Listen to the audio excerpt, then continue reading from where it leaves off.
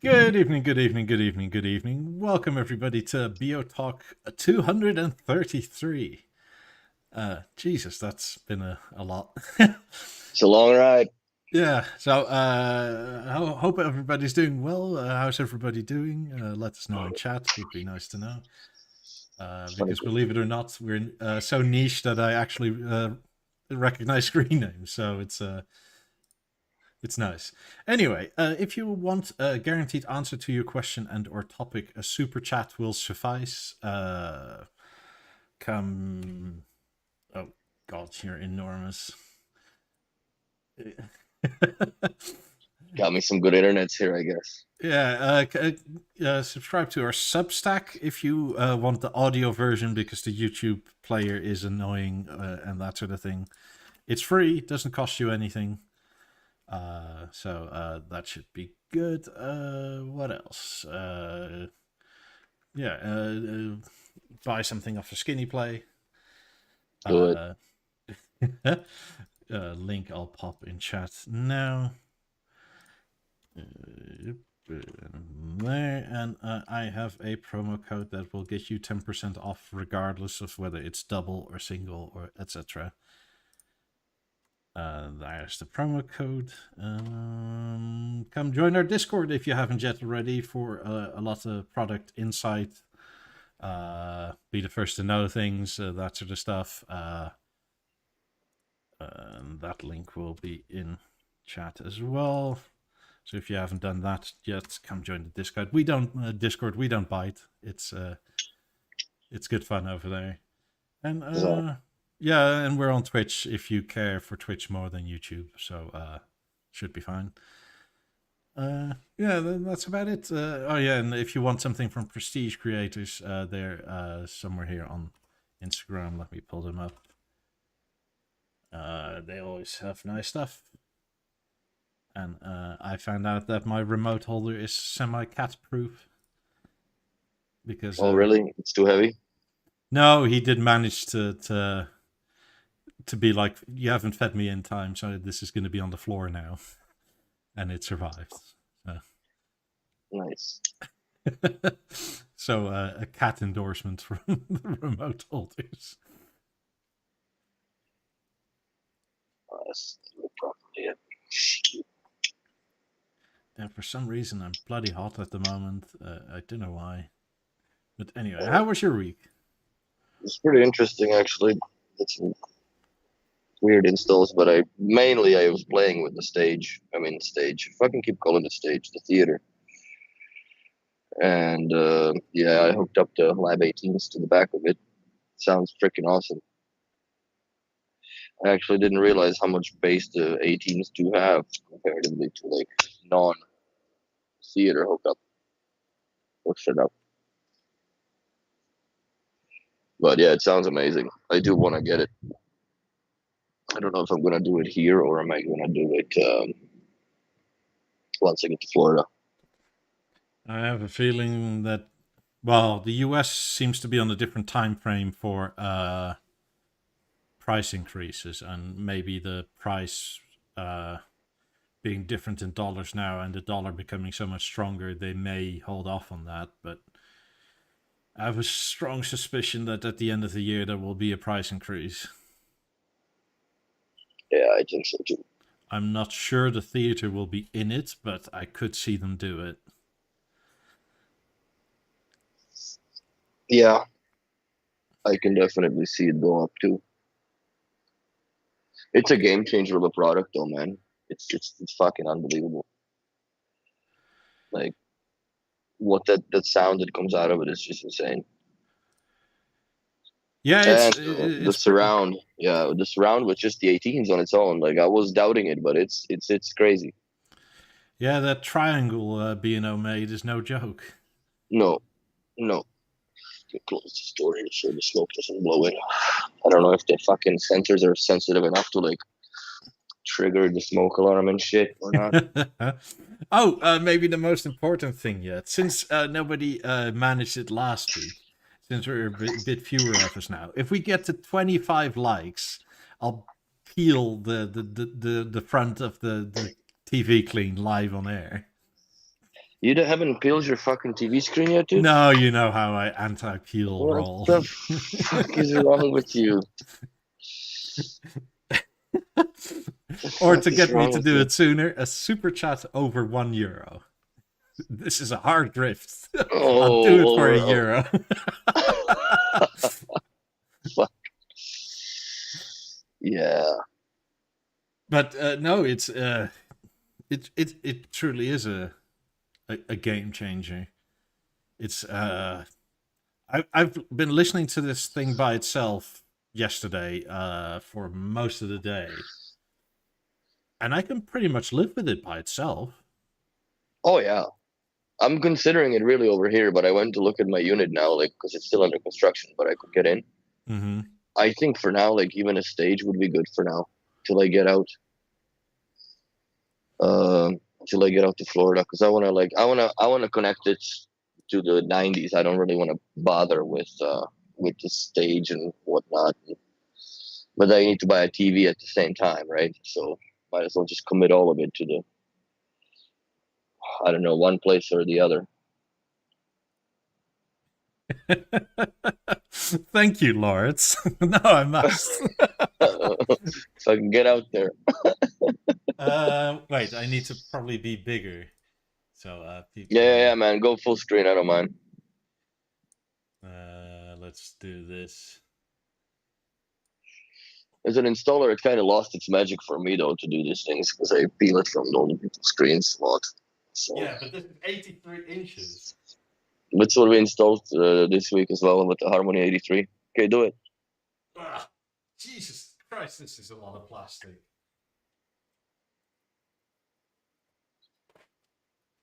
You can hear it too. I'm running out of room here.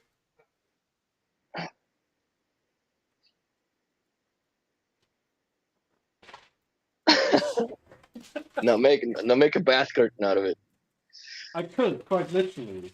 I mean, it's on the floor now, and my head is more or less like that if I stand up straight, and I'm 6'3". That's crazy. God, this is enormous. To me, it's still amazing how they put it on without any bubbles on the screens like that. To me, that's what's mind blowing. I don't know how they do that. Because go try to put that back on now. See how good you are. I can't. It sticks onto itself. I know. Thank you, Lawrence. That's funny. That's funny shit. God, that thing is enormous. Well, yeah, it's a big screen. You peel the backs, I'm sure, right? Yeah. I mean, I kind of have to because that's where the what you call it, most of the heatsink is. Because these newer panels have the Evo panel, which has like a massive heatsink in the back. Which is supposedly is prolonging, especially the red pixel, because that burns the hottest. And not that it destroys that whatever plastic crap that is, but I mean, why insulate it? Oh yeah, wouldn't it bake it on itself after Eventually, a while? yeah. Sick. Congrats on your 77-inch theater, Lawrence. That's gonna be sweet. Dude. Fucking A. Let me know if your theater rattles. Mine? Does yours? No. We have a motorized floor stand on a with a panel on it, and the back Visa or Vesa cover. Like it's insane, bro. You can't really demo it much because it's like. But what rattles? The panel, the plastic, and something inside the theater itself. Like I think it's moving too much air, and the guy had too much bass turned up. I find it a little too overpowered for bass, in my own personal opinion. Like as far as listening to an ambient sound, like you gotta turn the loudness off. Yeah, I do have loudness off because otherwise it is at lower levels really bassy. Mm-hmm. Not just that, it makes everything that's attached to it really bassy. Yes. which is, it becomes less of a problem if you're in a smaller room because you measure for the smaller room, but you're probably in a showroom. Yes, it's So a big room, man. So it measures for the entire room that it'll sound basically well, even 10 meters away. Hmm. And yeah, that's not a home situation, really. Mm. In some places, I would say it would be arguably, especially in those open concept apartments. You have a lot of room. Yeah. Last week I actually was well, not last week, yesterday as well. I was retuning the 50s Oh yeah. because I initially with the Harmony retuned them with that door to the hallway and bedrooms and everything open. Hmm. Because on the Harmony that sounded nice, that gave you that little bit of extra bass. Yeah. But with the theater, holy smokes, that's so much bass. It is so much. Yeah, I had to redo it with the door closed, and it actually counters a Makes a lot of difference. the. I Makes a big was difference. scared. Like I was in here at volume 50-ish and going like, "Fuck, this is a lot." Not so much for music, but for especially for films. But Like, for films, watched the Deepwater Horizon well go off on it. Right, that's like that's my go-to. And at that point, I would probably put a BLab 19 on it just to give it that. But it's so hard to go from anything once you live with 90s for 6 years, like I have full time, right? And it's just now. I'm actually quite impressed by how well the Beosound level handles here in this little apartment, because that's all I have to listen to now, and I didn't unpack anything. I sold the Lab 9s most possibly, so I have to go pull them out of the storage locker. So that's gonna be fun. but so you had. Do you remember what panel was it? The G panel or the C panel that rattled? I think it's the latest one. What the fuck it is? I don't know. I'll have to check. I think it's the G2. Is it? Yeah, it could be. I mean, you can buy them both ways. You can buy it with a C2, like mine is an 83 C2. No, the 83 doesn't rattle. That's in the Harmony. That's fine. But I had a weird service call on Friday. The last thing of the day, we went and stopped by at the house. Guys, his Harmony stopped fucking going up and down. And then you Power, just reset it, probably. power cycled, nothing. You have And it the was on the two wall up and down bracket. buttons So on the back that you push both ways, and then it should work again. why does it do that? Well, for his, like, I think they even turned off all the auto updates. So the app was out of date, the panel was out of date. So the whole thing was just, it was not working properly. So I updated all of it, and then it just worked. I think at some point it detects something in the mechanism. Because there is safety features in there. Like if you put a finger in it or something, it won't crush your finger. It'll just pop open again. Mm-hmm. Which is partially why I was okay buying it with cats. Cat's not stupid, though. Dogs I would worry about, because those My dumb. cats, every time it would open like that, my cats would like have a look underneath it.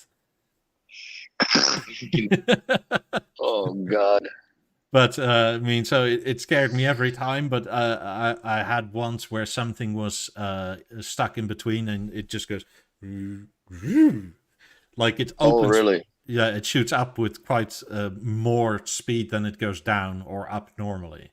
Oh really? Yeah, So you know that something actually did get pinched or whatever, I guess. yeah. Insane. I didn't know that. I knew that there was protection, obviously, because the pinching, but I mean, in that the it app speeds as a up. dealer, you can also set down to the. It's not even millimeter. It's a step. It's a micrometer, and it goes in. I think 12 micrometer or something like that, where you can set how far it goes up and down. For what? From the screen to make the gap? Yes. So if you you can the way like the way it's set normally, Mm-hmm. that could potentially, because of the rubber holes and stuff with the wings, that could potentially leave that the gap is like that shape. So as a dealer, you can manually set it that it goes down a bit further, Mm-hmm. and then it's Close perfectly lined properly. up. The same thing with going open. It can go open, and mine had that initially, where it went and then sat down again. So Oh, we took that out, and then it just went to level and stopped. interesting. But I mean, in terms of like my theater, the theater itself, I doubt rattles. It must be a cable or maybe some plastic bit of the LG part. It's not the theater itself, I know that, but it's just the entire mounting system. I don't know. Like it's to me, it's just it's an Avant 55 all over again. When they first came out, there was no felt padding on the back of those metal panels, Mm-hmm. and once the bass driver started going and breathing, then it just rattled the shit out of the back till they, was a there was actually a buzz kit, it was called, that they came out as a part number, that you had these set of felt stickers, and they also had to be put inside the not the video board, but where all the other stuff is inside, where panels touch. So Uh, well, this lives on a different plane of hurt, though, in terms of solving it. Because mhm. yesterday, for the first time, seeing it like somewhat done, my sister was here, Yeah, and she's thinking about buying one as well. no And shit. she That would wanted, look beautiful with the lap 12s. Fuck. yeah. Well, she's also house shopping, so she's not sure if she's gonna just keep the rear lap 12 twos or all trade in, because there's one house she likes where the sort of alcove for watching TV is very narrow, and Oh, there's a massive painted window behind her.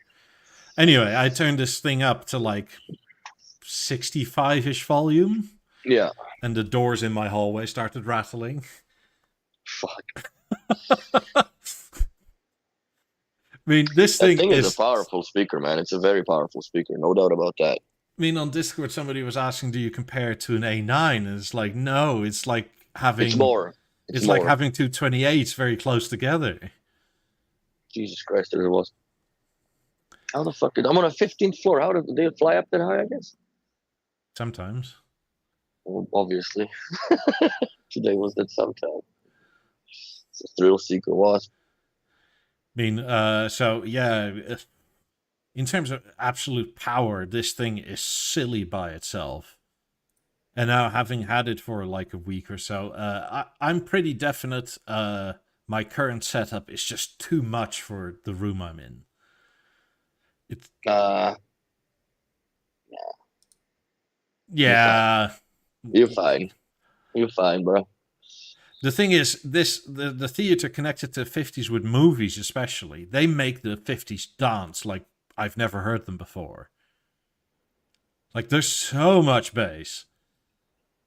I am so looking forward to unpacking all my shit in Florida and putting that theater on in the Uh, 90s.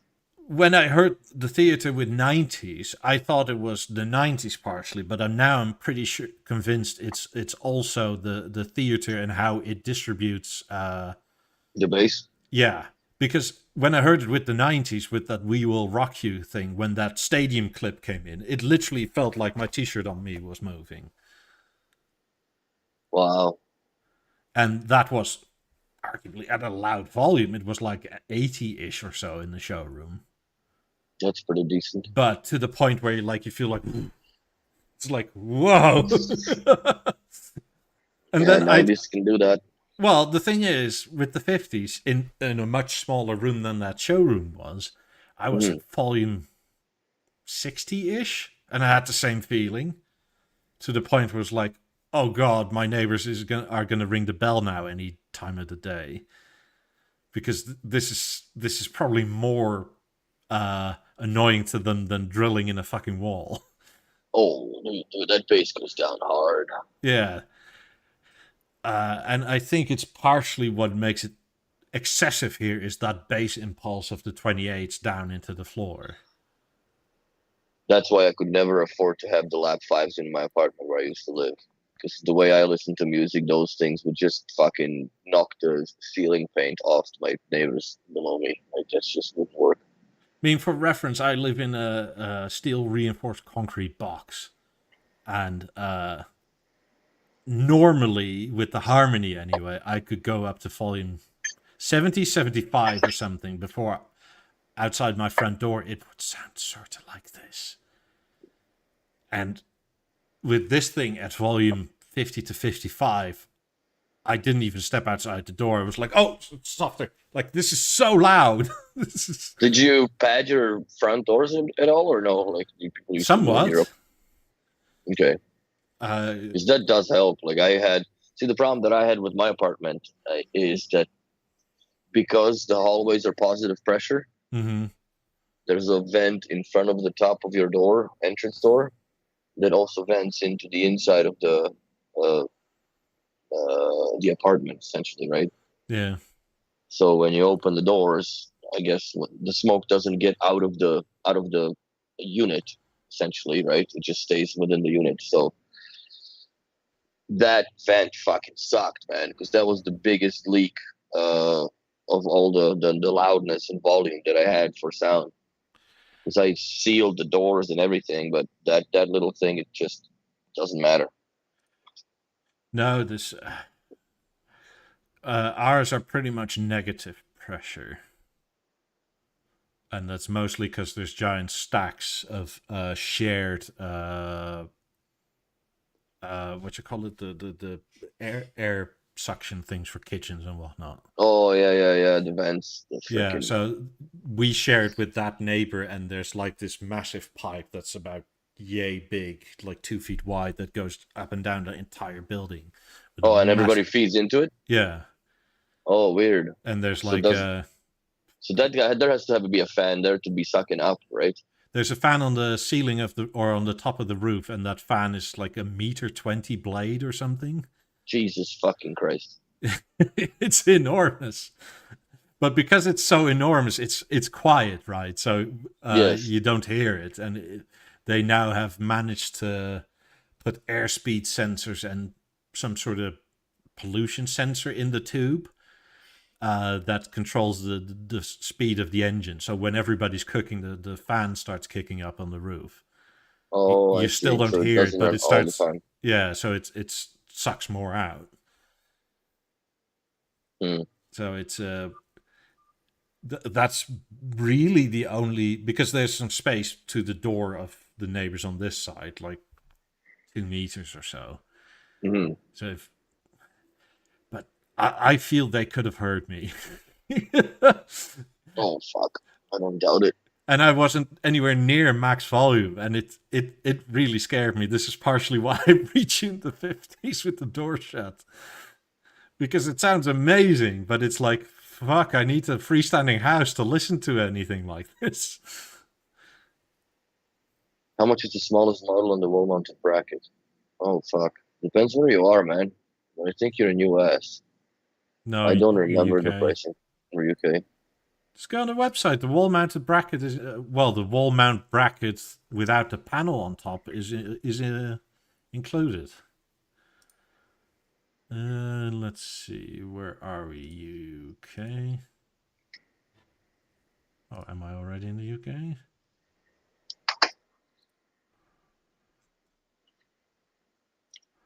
No. Man, I spoke with my mom yesterday. They have 30 centimeters of snow overnight. So, like, fuck off. Waiting for this to drop down here and see what happens. See what they're talking with Montreal winter. Yeah, it's cold. No, so if you want the wall mounted bracket like I have, which is the non motorized one, that's available in the packet as standard. There's also a tabletop stand, or however you feel to use it, a normal stand that it stands upright, but you That cannot comes with mount. it. Yeah, but you can't mount a screen on top of it in that case. No, it's just a. I would make it like a Lego mast on it and make it look like a ship. It kind of looks like a ship, but I It looks guess like that a was huge also container ship. The inspiration for it. yeah. Yeah, I would do that. Get that and put like Maersk on it by skinny plate. But it's truly silly how good this thing is. Hmm. I mean, you have the microphone for. The microphone's beautiful. I'm kind of jealous that they didn't make one like that for the 90s, man. The one thing I kind of don't like about it is that it's a standard height. Yes, you can adjust it unless you stack books and shit, right? Yeah. But it's nice. It's very the Beo mic from like long the 60s, 70s, right? The era. Yeah, kind of just miniaturized. Hmm. So it's a very nicely refined and done microphone. I mean, those black stripes on it, I don't think had to be there at all. They just decided to make it nicer looking. Yeah. So I did the acoustic setup with mine with the microphone and stuff. That thing is down accurate to centimeter, dude, with my laser gauge. Yeah. I was very shocked. How yeah, man, it's insane. Also, I don't know if you noticed when you were connecting speakers to it, but you probably didn't because you already have 28s. But there is a sort of 28s is also like a grayed out default speakers for the theater when you try to start pairing speakers. It's already suggesting you should have those I didn't see that. Maybe it was because you have already 28s, so it just found them, right? No, you have to add them manually. Where you go into that menu where you Oh add. yeah, because I had mine on WISA, like the 18s were on WISA, so it automatically Yeah. recognized them right away. But the 28s were still grayed out in there. I'm like, what the fuck? So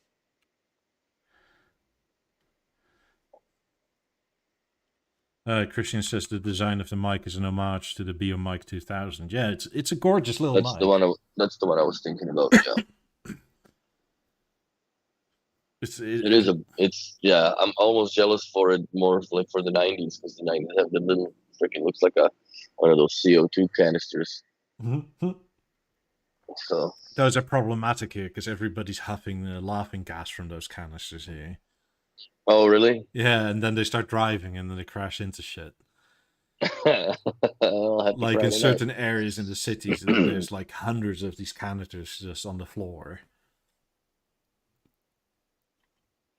That's weird because it's CO2 in them, isn't it? Yeah, but the laughing gas stuff isn't.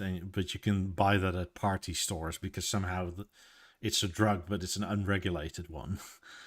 Oh, because I know that like we had those dust offs, like those compressed air canisters for like the keyboards and such. Yeah. They had to put flavoring into it to taste disgusting because people were getting fucked up off it. There's that. I don't know if you've seen that show Intervention. No. Yeah, there's a show Intervention, and like whoever wants to see it, type in Intervention walking on sunshine on YouTube, and you'll see this girl. It's catastrophic, but it unveiling in front of your eyes. But it's so funny. It's a train wreck you can't like stop looking at. I don't know what the person's name is. Is it that much better than the Beosound stage? Yes, absolutely.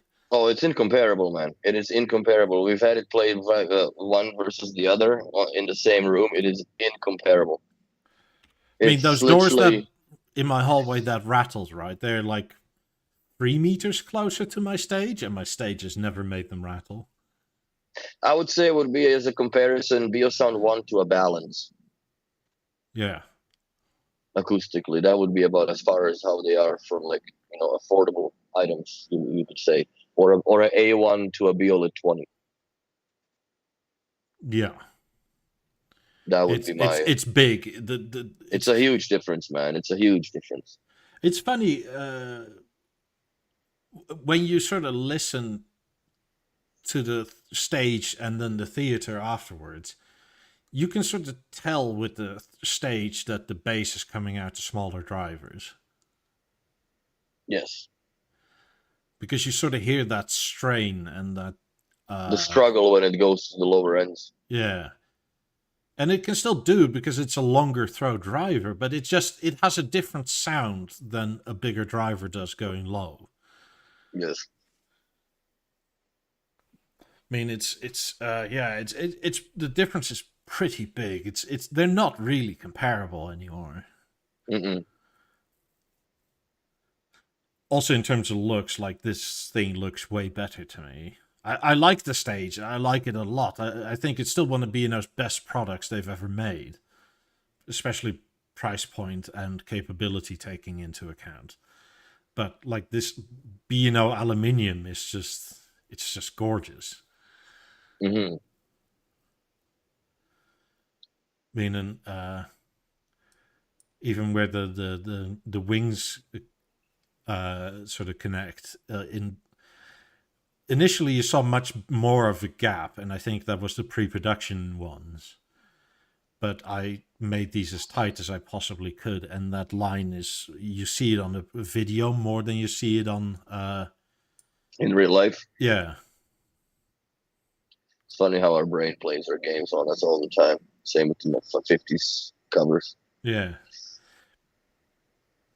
I mean, partially in this picture, I think why the one on the left looks less is because the photo's on a slight angle. It's not perfectly head on.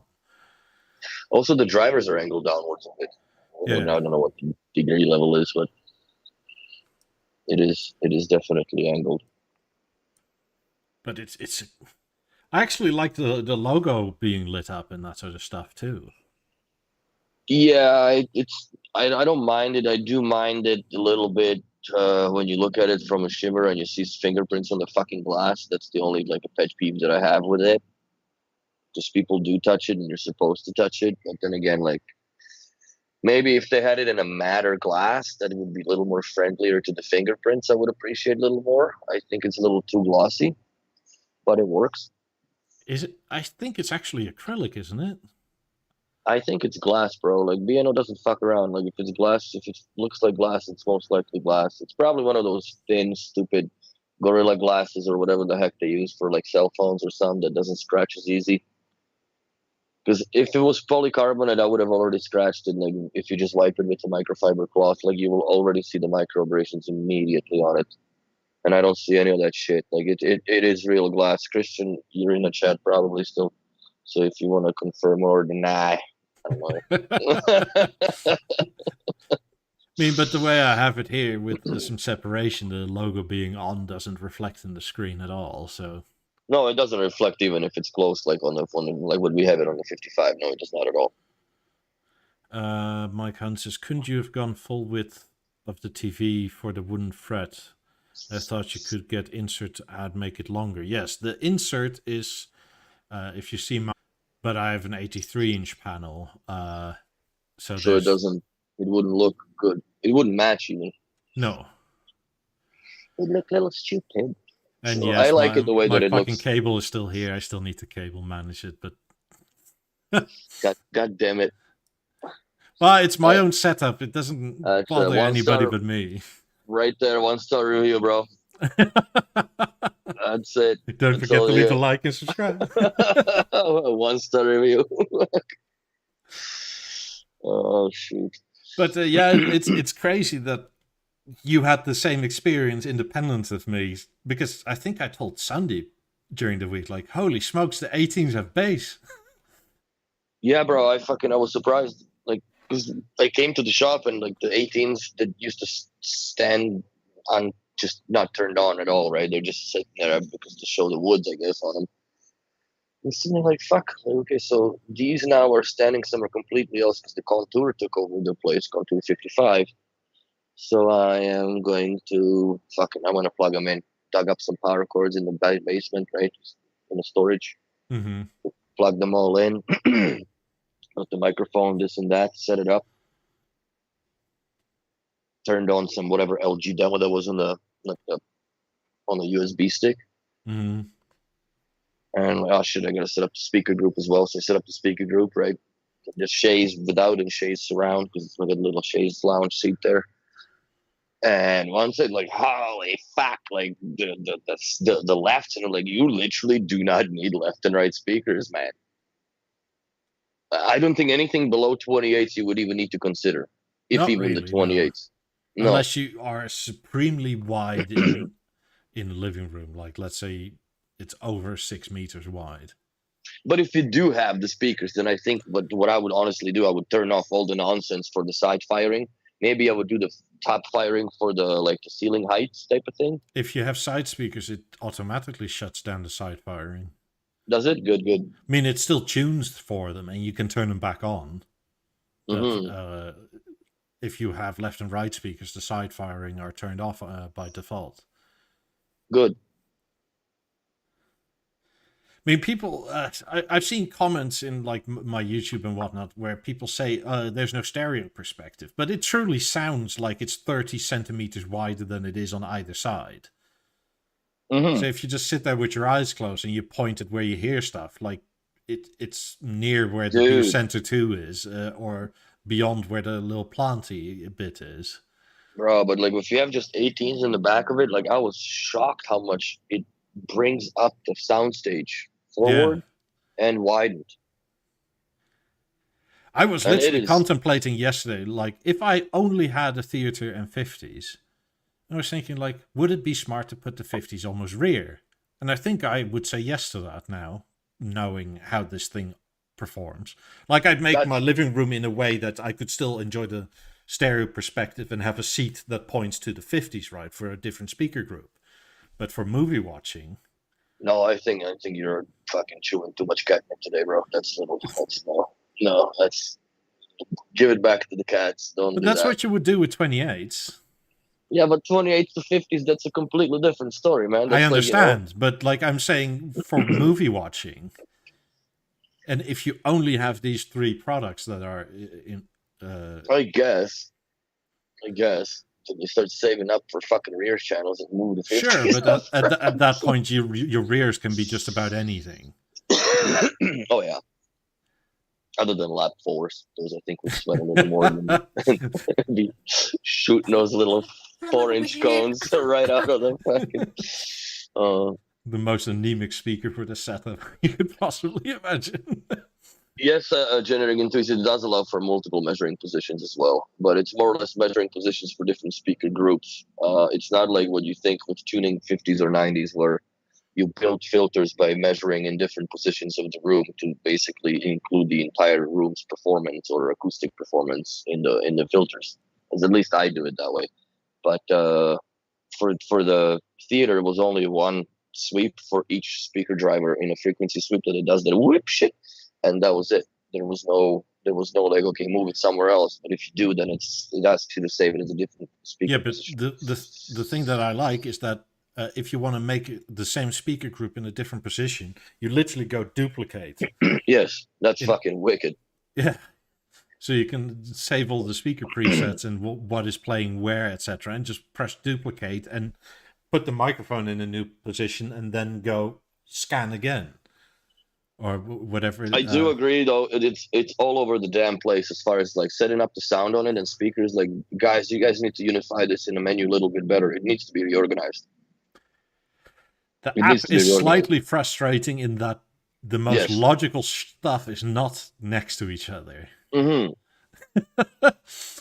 And if you're in the speaker setting thing, if you go back, you exit it, which is like, God, this is annoying. Yeah, this is a goddamn it situation. Definitely, I've done it a couple of times. I'm like, because you just fuck. Okay. I mean, it works. We're not that beta tester anymore. I mean, it all works. It's just not logical yet. But you understand the logic because you've been around this Danish product for a while, and you kind of can relate to like how engineers think. But if it's something that you just bought because you were blown away by the fact of how it sounds, and then you get home and you kind of, you're a tinker and you want to set this up, like, it is a pain in the butt. Because it's everything is all over the place, and you don't really have I don't think they even put a certificate of the quality, whatever, whoever checked it, like it used to be, the little piece of paper that you have, signed off by Bjorn, that, it turned on the 755 and it came on with the Blu-ray fucking disc come out. And yeah, Oh fuck! I had a fruit fly committed suicide in my bourbon again. Fuck off, Well, it's good bourbon. It's sweet, apparently. bastard. There was a It's a free spider here that I. protein. No, I'm not eating that, bro. God knows where these like. Look at behind me, man. It's a little crusty and shit. Those flies are not healthy here, bro. I'm not eating that. Yeah, if somebody wants to buy my 28, send me an email. I have all the boxes and everything. I'll make you a Ooh. decent deal. They come with 2-year warranty still, so internationally, so we'll figure it out. But otherwise, I'll figure out a way how to sell them locally. But first dibs to people here. I'm pretty much set on that. Well, now you are, since you brought it up, motherfucker. There's no backpedaling now. I don't hear no water splashing, so we're good. But yeah, that's. I would say turn loudness off. Make sure that you do best practices for room calibration. Like if you generally listen, if you have a freestanding house, that is, if you generally listen with your door to the hallway open, calibrate it for with the hallway door open, stuff like that. Because the total volume of space. But I would almost say for the theater, depending on preference, try it with the door shut as well. Because this thing is so bloody powerful. But you can make the both presets too. So like if your significant other goes to bed and they do close the fucking door, you can just change the speaker group to tune with the door closed. Maybe put it in even like a night mode preset so you don't have the bass and screaming and all that nonsense coming through, so you can actually enjoy the movie without waking up the other people in the house. Because this thing will fucking do it for sure. Oh yeah. Like, Also, there's no doubt about the that. presets for like TV, music, movie, was it night listening and something else, actually make a lot bigger difference than they did on the Harmony, to my recollection. As in, when you go from movie to music or TV, the music is by far and away the widest preset. Like you really feel the music pushed out as far as it can. Yes. Yeah, I played around with it for a little bit. You do like that system a lot. Now it's just actually subscribe it for beta testing, so we'll see how it happens. And apparently, my BLI in the freaking store is cursed. I moved the entire showroom on a completely different network, different switch, different router. It's fucking BeoNet, and then there's a Quebec-Son, which is, like I said, all this internal VPN nonsense. Like, run all your fucking internal network on your internal network, and you have two internets coming into the house, because one is a static IP for all the Quebec-Son stuff. I'm like, let's take this other shit that you have, the Videotron, whatever the hell it is, that is like 400 megs a second, and dude, like the internet, like everything just connects instantaneously. It fucking works. Oh my god, somebody's tripping downstairs. So I put the BLI on, and I put but the freaking repeater stayed on the Quebec-Son network. So I'm like, okay, fuck it. I went to the warehouse, took another repeater out, brand new repeater, plugged it into the switch. As soon as I put the IP in the BLI to go pull, and then there's nothing programmed on it. I just put like a one little dimmer. It automatically locks itself out, and you get those, train crossing lights, just red flashing back and forth on the repeater. So I emailed them.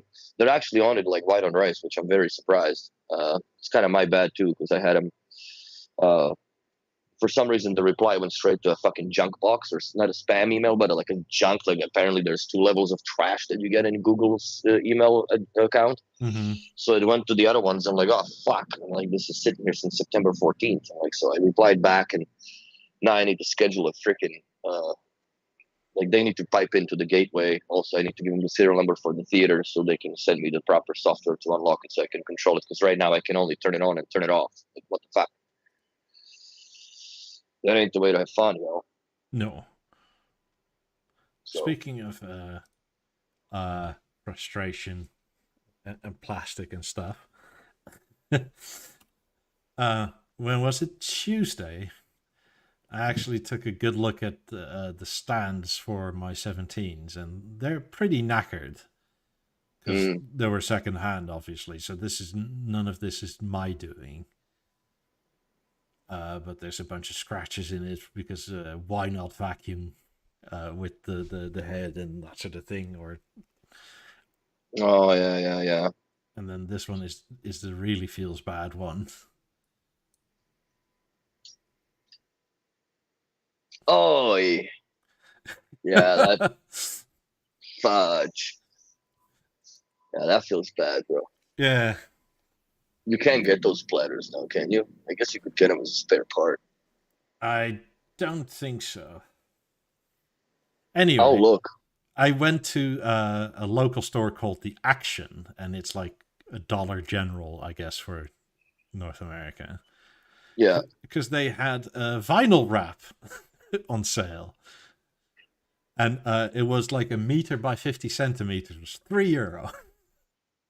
Okay. So I you decided. destroyed your speakers further? No, it's totally like you can get it off with a hairdryer. Oh, sick. They actually look not bad. That looks pretty cool. I mean, it's quite shitty vinyl, so there's some air bubbles in there. So, but you only really see that if you're like closer. But you got them crooked a bit, though. Aren't they a little bit crooked on the stands? Like they should be turned a little more. No, they're exactly how they need to be. Or am I tripping? Okay, good. They look good though. Yeah, that's what I thought. That's a good save. Fuck. I mean, also because it's vinyl, you can just like fold it over. That's what I did with my girlfriend's hairdryer because, I mean, I don't have enough hair at all to use hairdryer.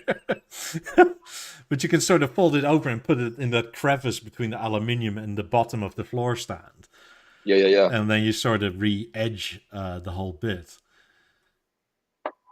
And it gives it some protection. So, yeah, it actually came out surprisingly well because I never actually wrapped anything of note.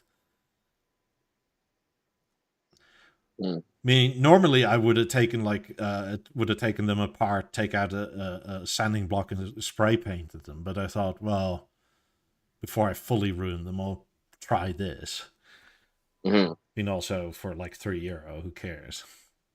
Yeah. I mean, and it's fully reversible with some heat. The glue lets go completely, and you can just wipe it off, and there's no. Oh residue. Yeah, I know. Yeah, I know. It's no big deal. It's not like you painted it. Fuck. No, that would suck. So yeah, I actually like how this came out. Yep. So if anybody has any knackered floor stands, just an idea. Buy some vinyl. Yeah, if nothing else, it hides all the scratches and all the awful dents. And I mean, I was looking online at I saw a pair. Or you can put them on wall brackets. That too.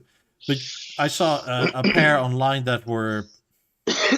Was it the floor stands were black, the aluminium was black, and then the inserts were white and white, like white fabric and white sides, which looked really nice. And I was just looking at the floor stands thinking, like, that black base actually looks kind of cool.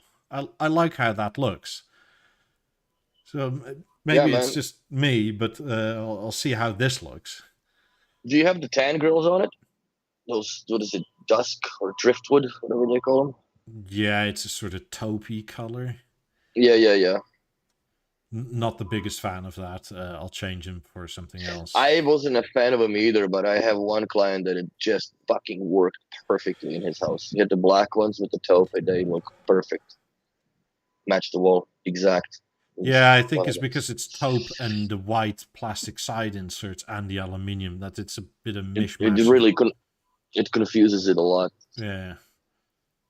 So, I mean, I have another set of the broken ice or whatever they call it.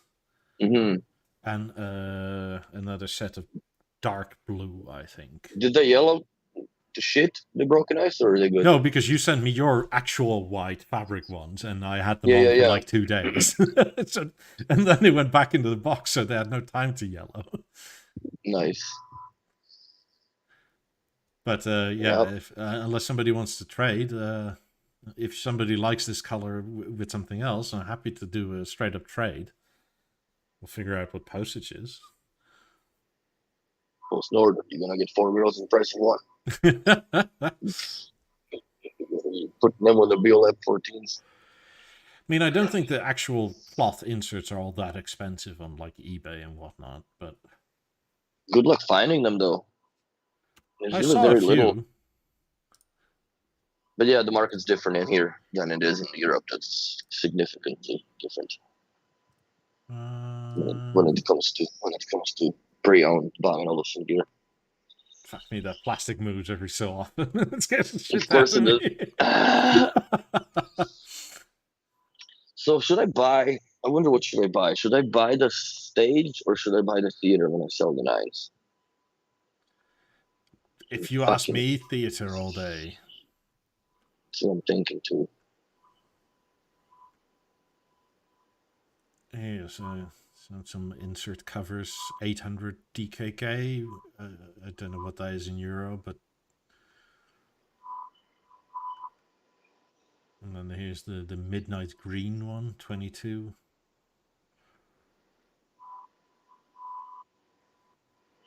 Shit, the sun disappeared. It kind of got chilly all of a sudden. God damn it. Yeah. Knowing you, I would go for theater all day long.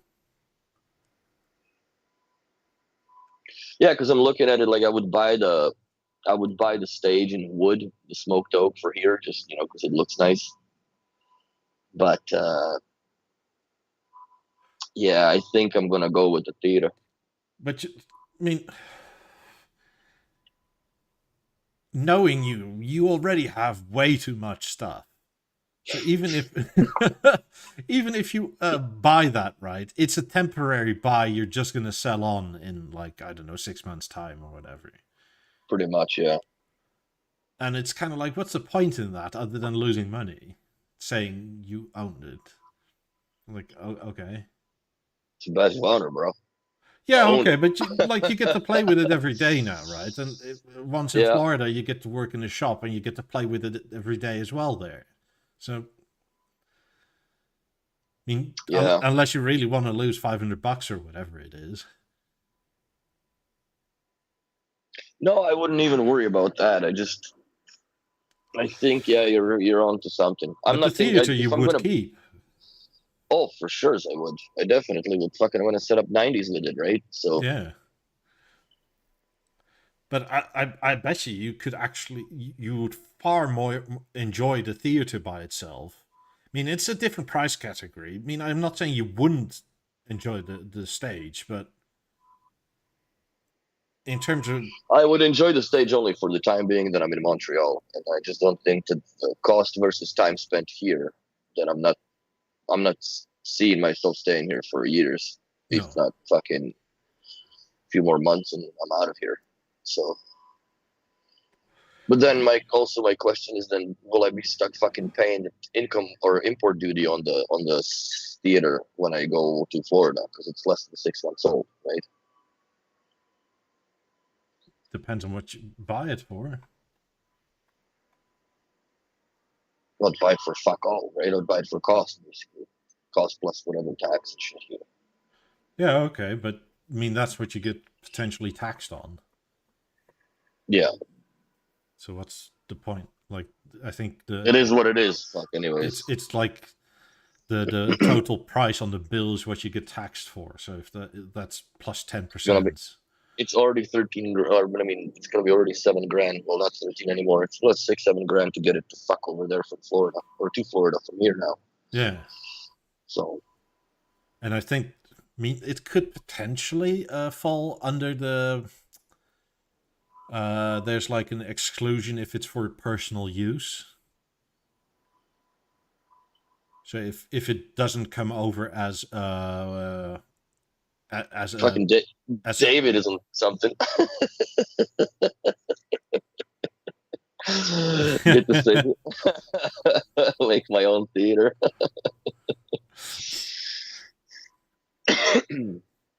So maybe I'll I just really want the walnut cover. Yeah, I would want the walnut covers for the freaking theater though. Like that's one thing that I'm really hell bent on getting.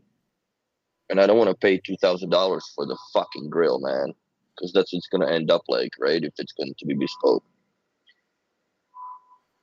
Maybe I should just order a couple of those because there's 72 of them. Just order a few of them and start chiseling that shit out of a freaking cutting board that I got here. Yeah, but if you buy it My at Swiss Army knife. I mean, surely either there or where you are now, you're buying it through dealer prices. So yes, bespoke, but like dealer doesn't pay the full bespoke price, right? Like they still No. make something on that. Well, there's a margin, of course. Yeah. I mean, and who knows? It's an inventory purchase that you just forever use at your own place. It's a display item, bro. Straight up. Yeah. I mean, I personally would go that way. Also, if you have the money, and this goes for basically anybody, and if you're eyeing up either a theater or a stage, and you potentially at all want to expand with whatever, even Beolab 3s or older stuff, 8000s or whatever, you're so far better off with a theater at this point. So here was my original thought process why I'm like not hell bent, but I would kind of want to have the stage. Once I moved to Florida, I was actually debating, do I even bother building up the shape back in the bedroom, right? I was thinking always wanted to buy this cabinet, like a dresser from Herman Miller, Walnut, of course, right? That fits with all the shit, and then put the stage on top of it, and then just have that as a bedroom player, basically. And I don't care for the fucking TV of it. Excuse me. And then do the shape speakers, hide the amp in the B&O cabinet or something, and and wire it up to the ceiling, maybe, if that would be a possibility. And have have the 18s. I'm debating if I should sell the 18s or not, but I don't want to sell the 18s because I find that the 28s have a little bit of a different sound image than the 50s and 90s. They just have the Mozart platform to me sounds a bit different. Like they're different. Oh, for you know sure. So how the 28s sound, like was this 2 weeks ago now? 3 weeks ago? When I first thought of like potentially selling the 28s. The 28s don't sound like 50s. The 28s also don't sound like 18s or 17s. yes. They don't sound bad. That's not it. They just sound different. And I don't know what to make of it because it is so different. Mm-hmm. I should just move into a walnut tree and make a house in it.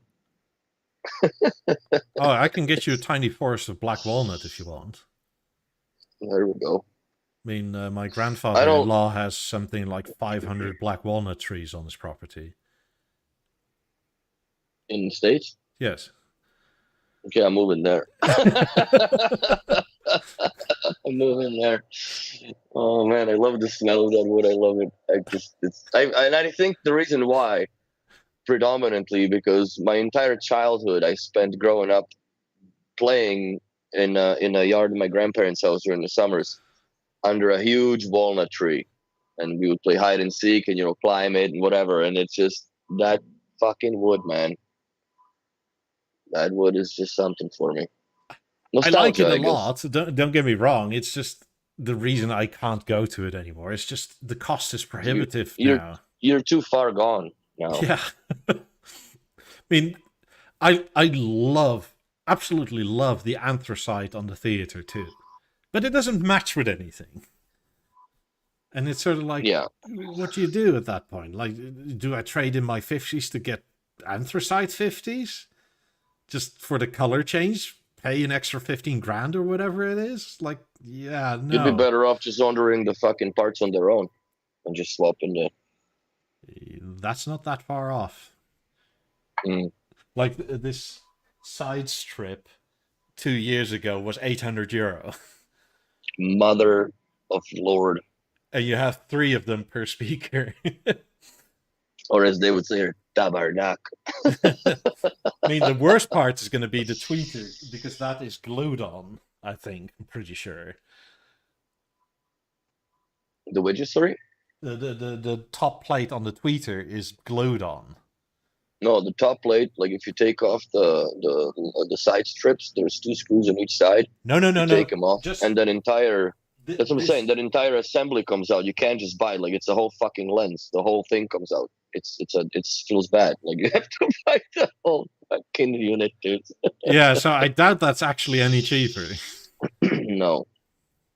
But yeah, I'm going to debate. No, I'm not. There's nothing to really debate. Once those 90s, once those Lab 9s move, I'm going to see. The problem also that I have with it is, would I be able to get the fucking thing right now because of the shortage? There is a shortage of these theaters now already.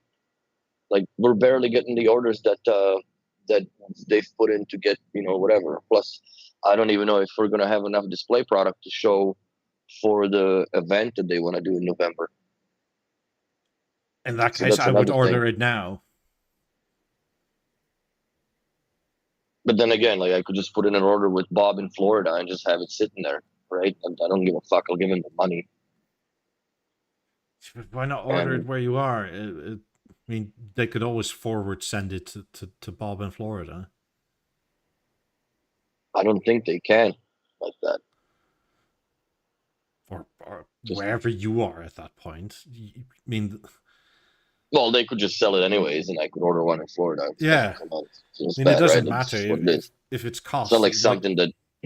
Yeah, it's not something that they're... Oh, fuck, we're never going to be... And, like, it's not like I ordered a floor stand for BeoCenter too, right? Like, good luck. You'll never sell this shit, bro.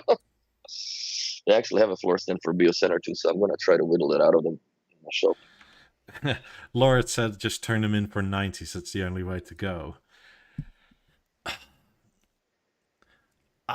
Yeah. I'm thinking to myself, I would almost rather have another pair of 50s if my living room would be big enough for it. Well, in the States, I think would be a better and more rational idea to go with 2 pairs of 50s. Yeah. And then have 2 pairs of 17s on top and have my 18s somewhere in the middles if it is at all needed, or to go to another room. I think you'd be better off in another room. Put them in a garage or something. But I would need at least, between the exterior wall of my house and the neighbor, at least 8 meters. That's only 20 hertz. They go lower than that. No, I mean, not the exterior wall of the living room, the exterior wall of the house. So that's usually living room, and then you have garage and bedroom. So, and then those outside walls, 8 meters at least. Bro, like you live in a fucking reinforced house of cards, man. It's gonna go through. Yeah, but we can fix a lot of that.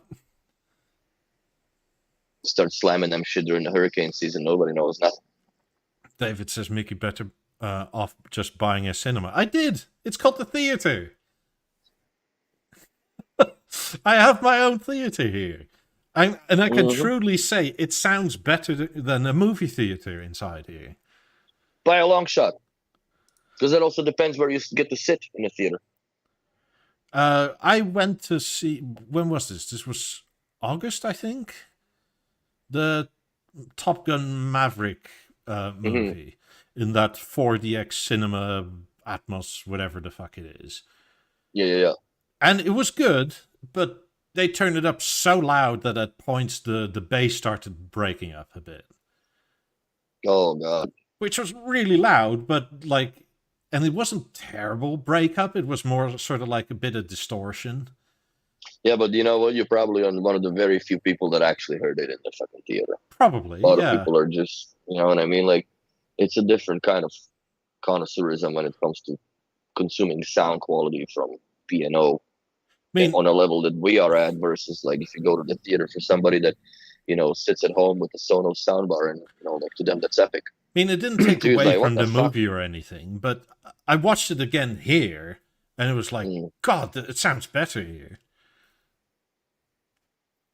Like that bass Did you watch it on breakup the just theater? never happened. Did you watch it in the theater or not yet? No, on the Harmony at the time, so I'm gonna Mm. rewatch it with the theater, and then I'm just gonna be fucking scared all the time. I'm gonna get a knock on the door, like either police or neighbors. Like, are you killing somebody in here? Just put a Nest camera outside. Oh God.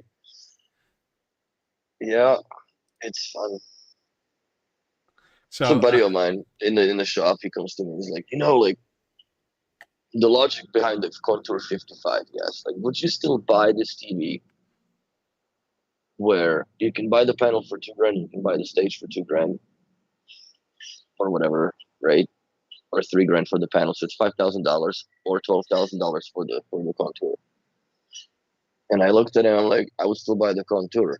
And he goes, why? Like, you're already mine. Like, it's like, I guess my answer is like, not everybody drives a Rolls Royce or a Bugatti, man. And it's just some people can't justify the cost. Some people buy it because they like it. And I like the fact, like, for me, what I would pay for is the look of it reminds me greatly of Beovision 9, which was my first B&O TV that I've ever owned. And it's a nostalgia thing, right? Like, it's just something that I don't give a shit. I'd still buy it. Maybe if I were to buy it, I would buy 2 panels.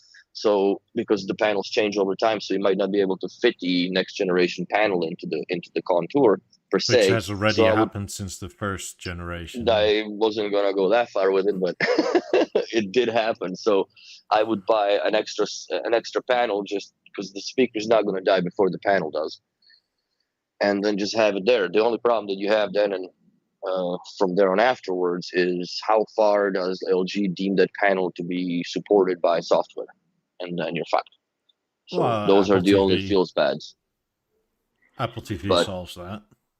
but yeah, like I don't really, the only peripheral that I really run off of any TV nowadays is YouTube because I'm subscribed to that. I consume most of my entertainment media from it. I don't get commercials with it, so But at 12 grand, unfortunately, wouldn't you rather buy a theater and a panel and just wall mount the theater or the well, panel? at this point, yeah, that becomes an argument. But then again, that wasn't the argument as far as like, okay, with the cost and stuff. But for me, it's like, okay, well, if you're buying a house that, and I told him, like, you got to stop thinking with your wallet, in my opinion. That's what it is. Like, if somebody likes something, it's what it is. Like, if I like a Daytona Rolex and I'm going to pay fucking $35,000 for it, why am I crazy? I could have bought the Oakley watch for $4,000 that has this more or less same movement in it, type of thing. Well, it doesn't have Daytona, it's a little different, but let's say Submariner with the date, right? You can pay up to 12 grand for it, but you pay for the materials and stuff. You're not really paying for the fucking time that it tells. Digital watch is more accurate at like $100. Of course it is. I knew you were gonna fucking say that, but I'm just, you know what I'm saying? Like, then you might as well buy a Zenith TV from fucking Walmart, right, and be happy with it. But you could So do that it's just- potentially with a theater if you are Oh, really. that'd be a fucking disgrace. Oh my god, I would walk away from that install forever. I'd leave it with the boxes. I'm like, you put that shit on, bro. I'm not even like, my name ain't gonna be around this. Don't get me wrong. I like that Beovision Contour, even though it's not really a Beovision. I like it a lot. It's just, God, it's hard to justify. It was hard to justify in the beginning, and apparently I'm not a big enough B&O fan because I didn't put that in my bedroom. I couldn't justify that over a 55-inch panel and just it by itself. But you also rotate through B&O gear quite a bit, considerably compared to me. So for you, it would be a feels bad as far as how much money you lose versus how much you enjoyed it in the bedroom. And also to the generic enthusiast comment that, yeah, the stage definitely sounds better wall hung. But if I were to put it in my bedroom, 99% of the time I'm listening to it with one ear because the other one's in the fucking pillow. So it really wouldn't make any difference to me. Just like with the theater, with the shape that I had in the bedroom. The only time that I truly enjoyed it was when I got fucking sick before the COVID became cool, and I was bedridden for 3 days. So I sat in bed or laid in bed and just listened to the shape all the time. That's the most time that it's ever played. Other than that, it's just a spoken word radio, and it's almost feels bad for having a fucking $10,000 system doing that. Yeah, thinking of the US, I kind of want a shape system too, but I could never really imagine it in a bedroom. Not after having lived with a TV and a stage. Like, I would have it near, like, a dining room area or something like that. Yeah, but then I guess that's where we differ. Like, I am very against having a TV in the bedroom. Like, I've had it before, and I found myself that I just fucking binge it. And especially like even when I traveled to fucking Florida, I would go to the hotel room, and I would turn on this bullshit show, like bullshit, right? But it fucking sucks you in, and now you're 2 hours into it. You're looking at motherfucker. It's 1 a.m. I should have been at bed at 11 already, right? And then yeah, it's just like, and it's time not even well wasted, and I just don't care for it. So for me, I'd rather have music because that doesn't matter. There's no light emitted from it, so you can just pass out to a sound, and then it just turns off. Obviously with the gateway. I'm having a fucking hard time in this apartment going to the bathroom, bro, because my lights and they never come on, right? I thought you changed your diet or you stopped eating fiber. No, bro. No. I just open the door, I close them, and it's fucking dark. That's some bullshit, man. That's some bullshit. If I get to move up to that apartment, or if I'm not gone before I have to move to this to the actual unit that I'm renting, if I'm gonna go up there, I'm fucking swapping everything to Lutron, bro. I don't even give a fuck. This has to change. Cannot deal. Can't deal with that nonsense, bro. Yeah. I get it. But I live with the bloody thing, like as far as the automation goes. Like I've lived with a lighting system for past 15 years almost now, right? So it's a long time to have everything automated, and all of a sudden you come in and shit don't move. I'm like, what the fuck is happening here? Pissed by sonar. I don't do that. Is that your place? No, that's one of Prestige's customers, just for sure. Beautiful. I mean, don't get me wrong, I really like the stage. I like, and it's not like the most amount of love is my girlfriend. Like, she literally has forbidden me of selling that thing. And which is good. A large part of that is the Prestige cover on it. There you go. And it's not like a joke because they've been kind, or promotion or something because they've been kind to the channel. Not at all. It's like, this is totally independent of that. It's just the fact of the matter. You ain't well, yeah, if shit, I would have bro. gotten rid of my stage, I would have used the cover from Prestige for like a giveaway or something. Mm-hmm. So it would have been good either way. But she's like, no, this thing stays. It's like, okay. This is partially, I guess, where we differ in terms of use case, because whenever I stream or do anything in here, she's there. Yeah, and that's why there's a second TV. Yeah, but instead you're gonna have more than these rooms, so she'll have an actual office per se. Oh yeah. But I mean, you know how it is. If you work from home most days, that you don't feel like sitting more in your office, rather sit in your bedroom or just another room. I have a hard time working in my house. Like, I have a hard time moving. Like, it just fucking blows, bro. Like, paperwork or whatever. Like, just like, pull up the paper. It's like, fuck. And then something comes on the 90s. All of a sudden, I'm sitting on a chair for 20 minutes listening to shit. And then you doze and you go, oh, fuck. Yeah. Oh, God, I miss my Eames chair. I miss my Eames chair. I miss those comatose nights when you just let the speakers take you away. That's the best times ever. You can just sit in front of the speakers and actually listen. Partially why it's somewhat of a mess here and the back cover of the 50 is still off is because of retuning stuff, and then I listen to it and some music is on. It's like, damn, this sounds good, and I just end up listening to like 2 hours of music. It's like, fuck, I was actually doing shit, but it's too late now, so I'll do it tomorrow. Rinse, lather, repeat, man. It's the same for me. Like, I found it really tough at home to work around 90s, especially like during the pandemic when fucking you're locked down. I'm like, I don't need to do dick, bro. I just sit here and fuck. I went to the storage locker, brought the whole box of CDs out. Fuck it, let's get the 9000 some sweat. And just sat there, turned the volume on the app because I didn't have the Linka, and just listened to the 9000. Pink Floyd, Dark Side of the Moon, bro, on a CD. Oh god, the remastered version. Fuck. The clocks on the time are just insane. It sounds like you're in the movement, like inside it. It's almost so unpleasant. Good. Yes. Oh, I'll never forget the first time I ever listened to Pink Floyd album, Dark Side of the Moon. I bought it on vinyl, and it was a 5000 system or 5500 on a full stack, and I had the Pentas. And I turn on that and just and the fucking bells and shit, man. What the fuck? Like just so loud. It was great. Timeless album. That's the one that I would be stuck with on the island on. Yeah, sure. That looks cool too. Yeah. Oh, yeah. Just lines. To show off a different color, they can do a bunch of stuff. John asks, you briefly spoke about the Beolab 28 sound compared to the other Beolab speakers when connected to the theater. Would you recommend them? Yes, absolutely. I don't want to give an odd impression because I do very much like the 28s, and they're great speakers. They're just there's a slight different tuning to the sound profile in them, where if you, and this is very much first world problems, right? If you have 50s or 90s or something like that up front, they don't really sound the same.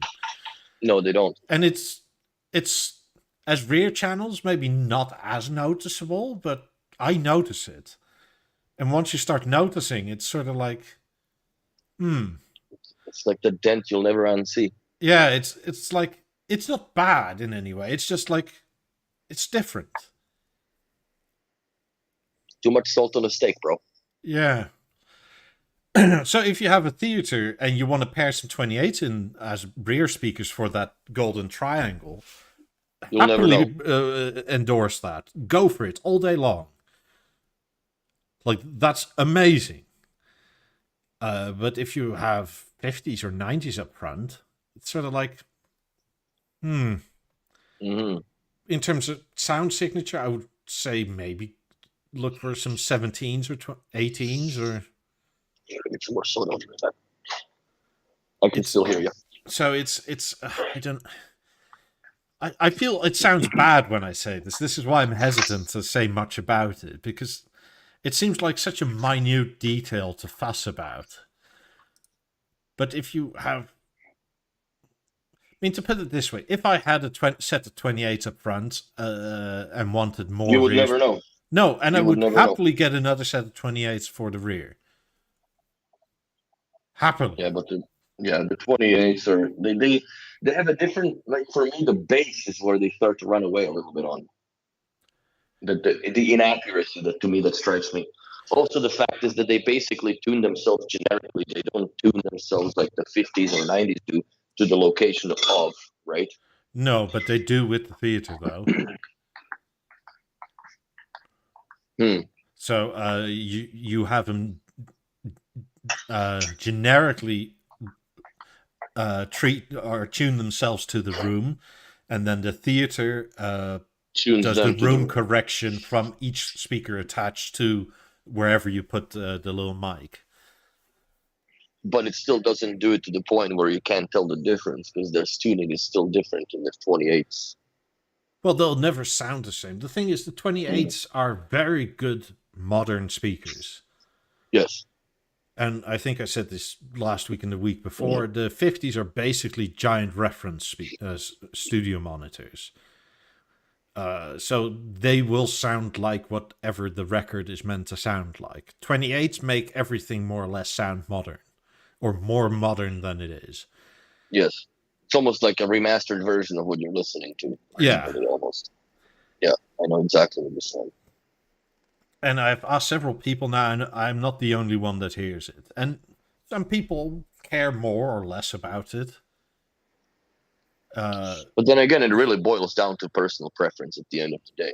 Right? Yeah. Like, there's nothing that you can do about that. It's like some people they just what you hear in the song they will never be able to hear because they just don't either pay attention to it or are unable to hear it. So it's the same thing that you just Yeah, can't or their ears aren't as good, or something like that. something, you know. I mean, I actually feel bad about considering selling them because they are so new.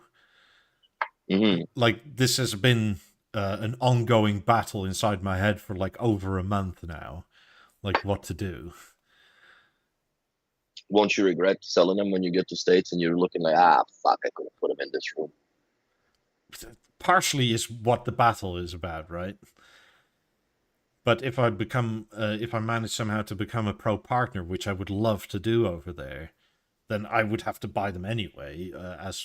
Uh, Yes, yeah, you'd have to put on display. Yeah, so it's fine. I mean, I can't just show up with everything and go like, you expect me to buy X number of product, but I already have everything. Like, how am I meant to do any of this? yeah. But it's, I don't know. To my mind, I've been critically listening to the 17s there over there next to the orange chair, and they're actually a lot better than I gave them credit for by themselves. Yes. And I've had some up there forever, but I think it's partially the way the harmony siphons bass to more capable speakers that it wasn't so noticeable. So I've been listening to the 17s a lot in stereo. And I think the difference mostly is that they're about equal on the mids. The 17s are a bit stronger in the tweeter area. Also, there's like a 60-watt amp difference in tweeter. Yeah. I mean, the 28s win in bass all day long. Oh, by far. And it's kind of not fair, but with the redirection, it would go to the 50s anyway, and the 50s will win hands down from 28s all day long. So it's... Yeah, but can you not play with the redirection levels? You could just go back in the menu and just redirect bass back to all of them. 100%. Yeah, but that's what it does as standard. With the theater anyway. I'm talking harmony. Yeah, and I tried playing around with that, but It's still different. Yeah, it doesn't work as good as the theater does. Mm. I mean, it's the harmony is a bit more of a... It's almost comparing a 2D game versus a 3D game. Mm. Like, it's going from the original Doom to Doom 3D, sort of. Yeah, I see that. So, I mean, there's just a different dimension to it. But I'm thinking, like, if I need the bass, I can always add, like, a 19 in the rear. But the current problem I have in this setup is bass. I can't have too much of it. And the theater by itself is so bloody capable. Mm-hmm. I mean, I have... Now, the majority of my speakers goes below 30 hertz. Nice. Which is crazy. So That's a lot of sound. Yeah, and that's kind of the problem. It's a bit too much. Like, it sounds good, but like it's so much. Sometimes in cars you have cars that have so much power but are rear wheel drive that if you even as much as do that on the throttle, it just blows the tires off, right? It kind of feels like that a bit. Oh, I get you, man. I couldn't even imagine what that thing would do in here because this is a very small space. Like this would just tear the room apart because it already does some serious damage in the showroom as it is. But I do have to figure out the rattling. Also, one thing that I found kind of peculiar and weird. I bought the USB-C to a headphone jack adapter for a line in. Yeah. And I plugged it into the phone and plugged in the line in because I wanted to put the sound generator on and just go through like certain lower frequencies to figure out what the fuck is vibrating where, because it's hard to do it with the music on, right? Yeah. Not hard, but it's tougher. And it just wouldn't fucking do it. It wouldn't pick up the line input. So is there a difference between a headphone jack to USB-C for an output versus input? or should it be the same? Think so. Like Christian asked, did you get a passive one? Because if it was one of Yes. the Apple ones, then it could be an No, active. it was just a. It's just a USB-C to a line input, and I think that it just doesn't. It doesn't recognize it. Yeah, like he says, it needs to But be a passive one, not one for a phone. mm, Steve is coming over in like 2 or 3 weeks, and he was going to bring me one, and we're just going to play with it, or I'm going to play with it and see what it does, etc. hmm Because apparently B&O won't really sell these cables. hmm They're not that bothered. Like it's, oh, you can put line into it, but we don't really care to supply it in any way. yeah, but I'm gonna need it for a job because the guy wants a fucking turntable hooked up to it. So we're I gonna need the line understand. input. I'm thinking, like, if I can hook my turntable up to it, do I actually need the Beocenter 2 anymore? I like it, and I'll probably keep it for CDs, but what way would I do it? Would I do it like now and have would I just have Network it link directly converter. into the 50s, or would I go into the theater and then have surround sound or stereo through the theater? Mm.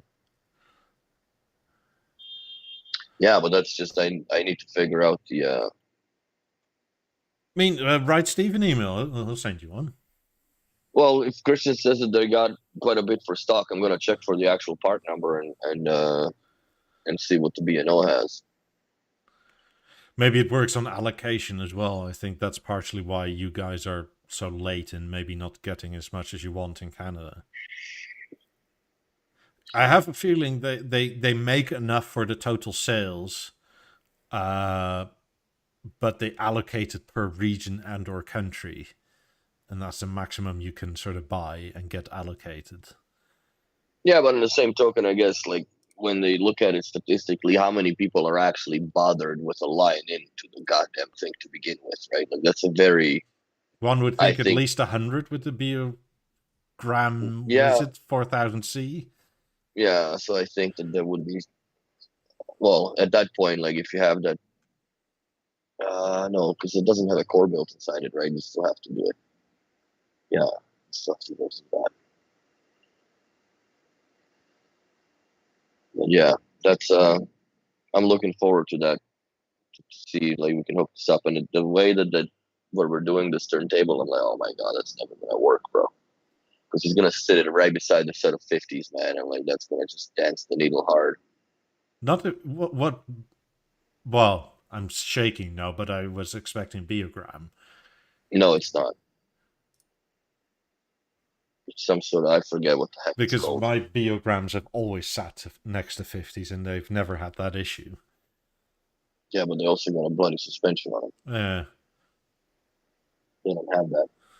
Yeah, it's weird that that's what I don't like about other companies' record players is that the way to get rid of the vibrations, they just use more weight, which is like, hmm why not just put some Suspended. spring-loaded shoes on it or feet or something? It's like, this makes no sense to me. So B&O part number 6271374. Coolios. The Write this 3.5 down. millimeter Alexis, passive jack adapter required. Sweet. nice. Thank you. I appreciate that. But I'll also, make sure if you want to support Steve, Steve also has them. they're probably better. We'll see. Is it? I think the standard headphone cables that come with being the 3.5 mil ones that come with like H4 Gen 2s and portals and whatnot are like 32 ohm impedance.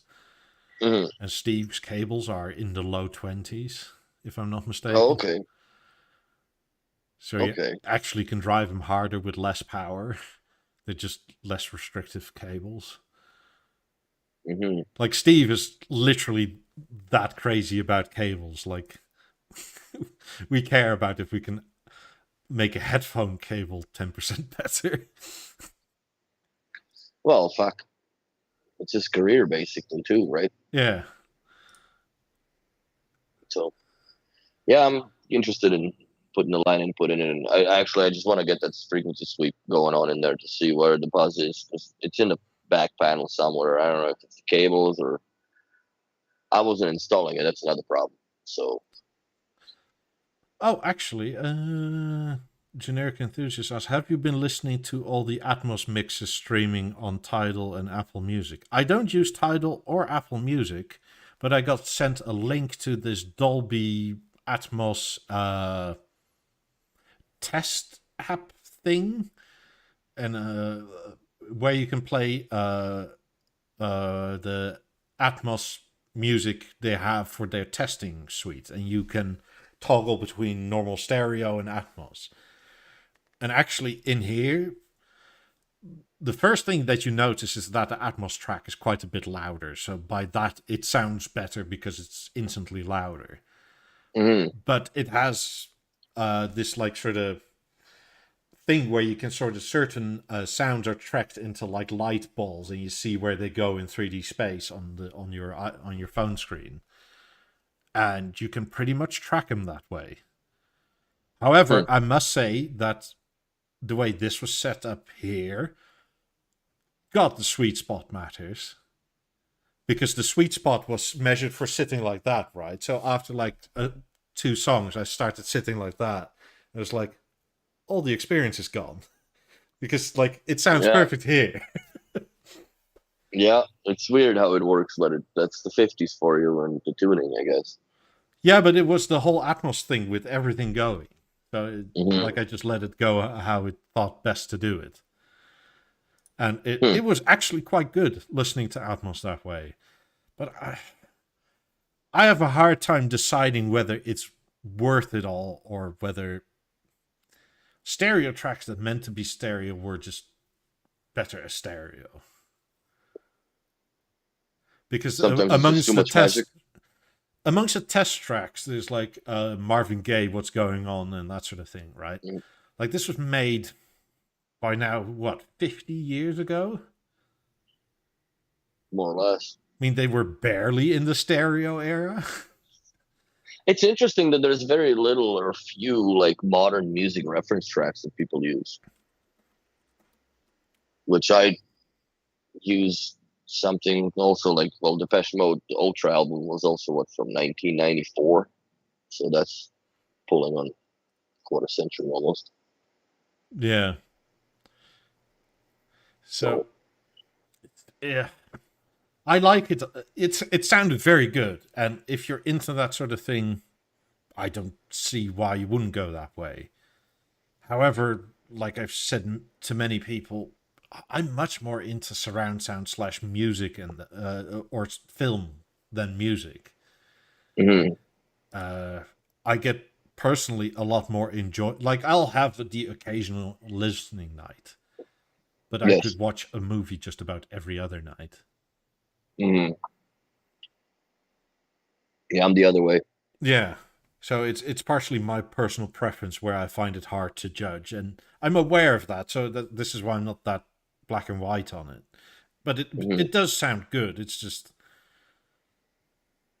as soon as you walk away or sit outside of the sort of sweet spot for it all, a lot of this Atmos effect is gone.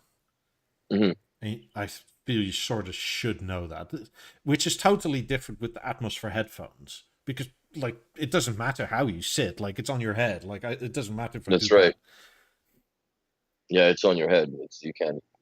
There's nothing you can do unless you pull a headphone off. So, but yeah, it's the same thing with the 90s. Like they're so accurate that if you sit there, you literally have to have your head off the swivel and just have it solid to listen to it. So, but then again, that's what you pay for, right? You pay for the bloody accuracy, and you get it. Yeah, I mean, I'm still personally inclined towards Deezer, not because it's the best or it has the best quality audio, because I don't think they do technically. It's probably Tidal, but it's the ease of use and the integration with B&O. Hmm. which That's counts the for, only reason why I'm at Deezer. Like, I just that go counts Deezer so people. much more for me than the absolute nth of quality. I'm Like, the same way. I used to be subscribed to Tidal. I'm like, listen, I do listen to a lot of music, but I just like I couldn't find the titles that I wanted to listen to on Tidal. And I'm like, you're paying $20 a month for high res music that I don't really listen to anyways, or the genres that are there at the time weren't really what my cup of tea was. So I just said, you know what, screw it. And then I upgraded from Deezer to Deezer Hi-Fi, and it really showed in the '90s what a difference it is. I mean, It's quite a bit. also, if anything above CD quality is pretty much good enough, really. Like, Yeah, it gets better with 24-bit FLAC, and you can sort of hear it, but you have to attentively listen to that. Like, it's not a day and night thing anymore. And anybody that claims that they can blindly spot without reference what is what, in my opinion, is probably lying.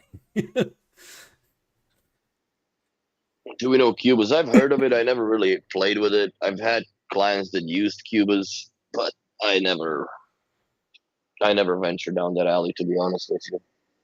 I've heard of it, never used it. Same as you. Yeah. I mean, to me, what I love most about the Deezer integration with B&O is that you can set it and forget it. Like, you don't need a Hmm. tertiary device. You don't need anything to keep going. Like, you can take a phone call and it doesn't stop your music, that sort of stuff. Your phone is, if anything, a remote, but not a streaming device. That's right. And it's whichever product you have it on that does it itself. And in terms of audio quality, if there is such a thing as a loss through streaming to the router, etc., like, it's probably better to get it straight to the device and keep it within the device than get it to a tertiary device, go through your router back again to whatever the device is. Yeah, no, they're streaming directly from Yeah. themselves. So So, hence, yeah, you consume a lot more data when you do a multi-room with a whole bunch of devices playing because they're all streaming in the same time. But I've never had an issue with lag or dropping out or anything like that at all. Occasionally you get a dropout, but I would chalk it up more or less to the Wi-Fi in the house because it was never the hardwired products. So I uh, don't know. I would still stick with Deezer. I don't think I'm gonna change to any other platform really, or experiment with another platform. That's not just because all my playlists are built or whatever, but I just don't feel a need for it. Everything works the way it's supposed to. All the artists that I listen to are on Deezer. You know, they took out a whole bunch, I guess. I mean, That maybe it's my entered. ignorance, but I also never heard really anything bad about Deezer. They seem to be No. just decent everywhere. I mean, with Spotify, you hear like it's basically upstreamed MP3s, but also they pay people shit, Hmm. which is sort of Yeah, it's a whole like, bunch.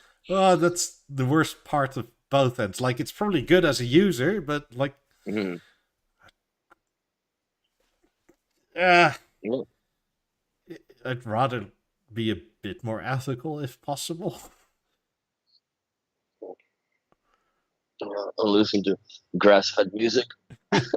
No, but like, if all the bloody lawsuits where like a radio play is like, I don't know, X amount, but a play on YouTube is like, let's say, a cent, and then you get to Spotify, which is arguably even It's bigger, fractions. like it's Yeah. 0.0001 cent per play, and it's like, wait, so you're better off putting it on YouTube with Google?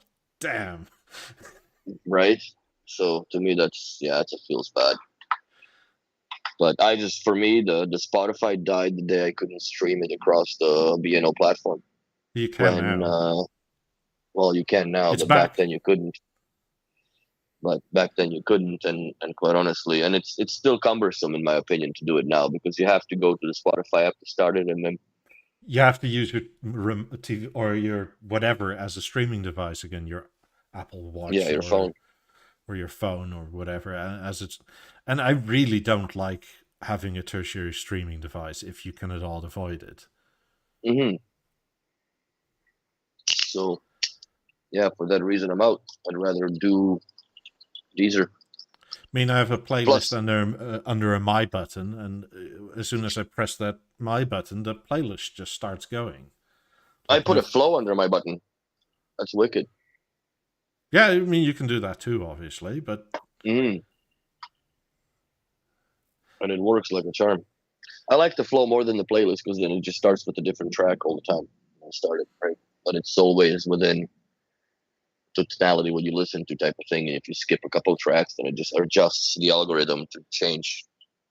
in my experience, the My button starts the song you left off with. Not with the flow. No, but with the playlist Playlist. I have, Oh. if you stop it at like the 10th song from the playlist, the second time you press that My button, it starts at the 10th or 11th song again. Mm. Yeah, it's a little different, I guess. But I just started playing with the flow because that's the first, like the Mozart on the level has it, right? There's no My button, it's flow on the ASC platform at all. You can do playlists, I guess. But I like it. I like the convenience of it. I definitely miss my gateway and my lighting system here. And they're fucking killing me. The lighting system definitely kills. And also, I wish I had more products here with me so I can have something in the bedroom and a washroom for BeoLink. But that'll change. Yeah, will be sweet. Eventually, you get it all sorted. You get your Beosound 1 back again. Both of them, the old one and the new one. It's all in the locker, man. I'm not digging that shit up. No way, Jose. I'm gonna leave it till it's time. If I'm gonna be pulling it out, it's gonna fuck my head instead. I'm gonna be pulling it out in Florida. Shit, I'll be right back with that like my stick. Feels bad, bro. God damn it. Yeah, well, yeah, these are, to me, is good enough, but it's great where usability comes in. Yeah, I don't see a problem with it at all.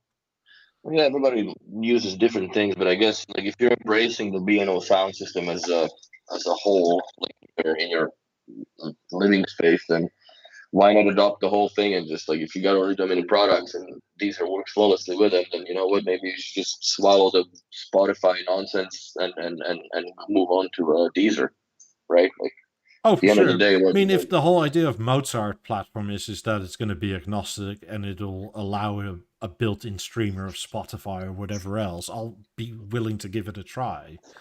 Mm-hmm. But that built-in part is so important to usability for me anyway. Yes.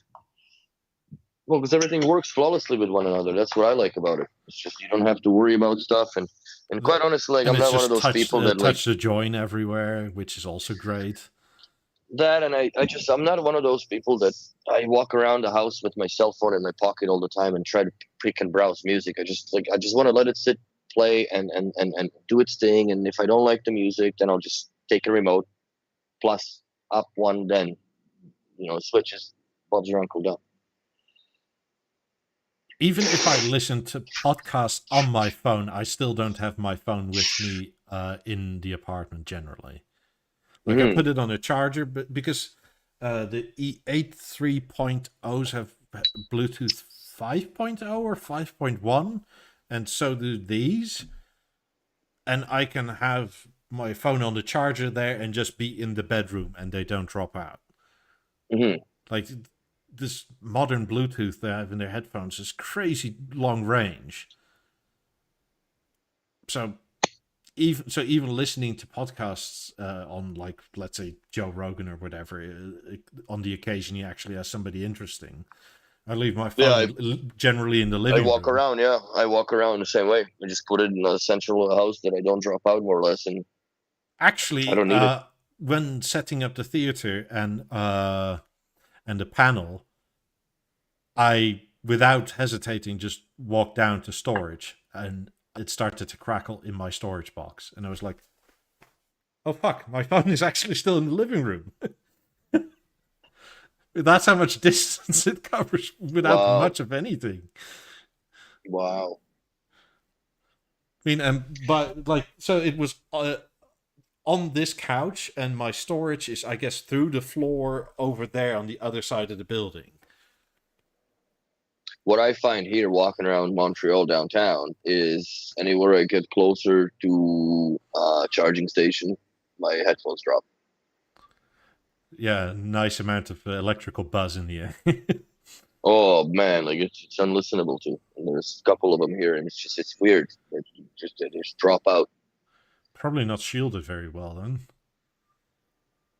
No, Maybe it's some one of those freaking. government jobs where electrical tape and we call it a day. It's a fucking Huawei charger or some shit, and it's just blasting everybody around with electromagnetic fields. It's no good. But yeah, I'm actually surprised, like going to the bars or whatever and sitting with the headphones on, how very well they are in localizing where the sound comes from in transparency mode. Like you can tell that somebody's like right there behind you talking, Yeah. or there or here. It's so weird. Yeah, Good job. they're really good. I can have normal conversations. To like, I see somebody talking to me, like, and it's like, yeah, okay, blah, blah, blah, blah. And people are like, Which why is aren't you almost weird taking it 'cause- off? It's like, it's not needed. Yeah. Yeah, that's exactly it. Like I was in a grocery store buying stuff, and I just put it in transparency, started talking to the guy, and he's looking at me like, "How the fuck am I reading his lips so good?" I'm like, "No, I can hear you clearly, bro." So Have you in the store played with H95s? yeah, I don't like the sound of them. Really? They too bright for me, man. I don't know why. They're just too bright. I given them a good chance, and like, I like my portals. I love how the H95 sounds, but I think the overall package, the Portal, is better because it's more comfy to wear. I found them comfortable, but They're I just found comfortable them a for little like too an bright. hour or two. I can wear these for 8 hours and be okay. Like with the H95s, they start to hurt, like especially with glasses, because they're a bit like, I like the shape better than the Portals, but this pad is so soft and so thick. Whereas with the H95s, it's a bit thinner and a bit firmer. And with It starts glasses pushing in. and with glasses and stuff, it's sort of like, it's okay, but like after an hour or two, it's sort of like, yeah, I've had enough of having this on my head. Yeah, I don't find them uncomfortable at all as far as portals are, but I haven't really had H95s, yeah, for an hour on my head. But I do find them a little too bright. They sound exquisite. Don't get me wrong. Like they sound great, but it's not my kind of sound, I would say. So I think there it's the difference between active listening and passive listening. These sound a lot more fun. There's more bass that's sort of loose, and yes, it's not as accurate, but does it matter? usually when I'm listening to music, I'm not listening to it actively at home and just sit there with my headphones. Like I'm walking around, so there is significant amount of ambient noise that also muds the sound to begin with, because you can't really hear all that detail, even though like ANC works great, but there are limitations, because if you got a fire truck going by you, there's not enough ANC to fucking block that shit out. Like that's going through your skull to begin with anyway, so you can hear it. But I don't know. I find the portals are a much better deal than the H95s to me, because also I game, right? So I have the Dolby Atmos on it, and it fucking works really well, especially in the games. It's a fun downtime for me, having these headphones on and just playing some whatever old games, or just shooting shit and having a good time. Yeah, it's I would love to be able to say I fully recommend the H95s. I just think that the Portals are a better deal overall.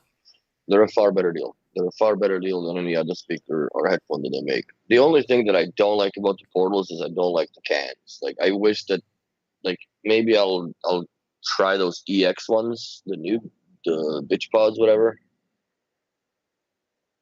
because it's just better. Because like fucking, if I have a hair like I have, which is not long anyways, but I take it off, I got two freaking ear cup imprints from my hair and a big strap. It looks like it's like toque hair. Fuck. So that's the only feels bad about it. But also I find it a little bit cumbersome when you gotta like have a shoulder bag and you gotta take it over your shoulder or head, and then like they get in the way a bit. So that's the only thing. Also, they're bulky, of course, right? 'Cause it's a big headphone. Yeah, But they're not small. but I would prefer probably something in ear now, maybe. I love my old A8s, but those are hard to come by now. I really like my daily driver still for most of the days my E8 3.0s. And they've been pretty much flawless, even though some of the paint is starting to flake now. Still goes. Yeah.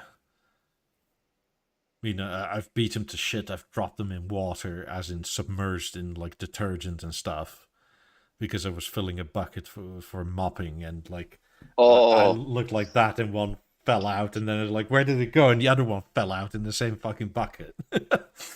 Oh, fuck, I'm trying to feed the spider here. And I mean, they survived all that, and because I obviously had to rinse them, I couldn't let them dry up like full of detergent. Yeah. And they still sound fine.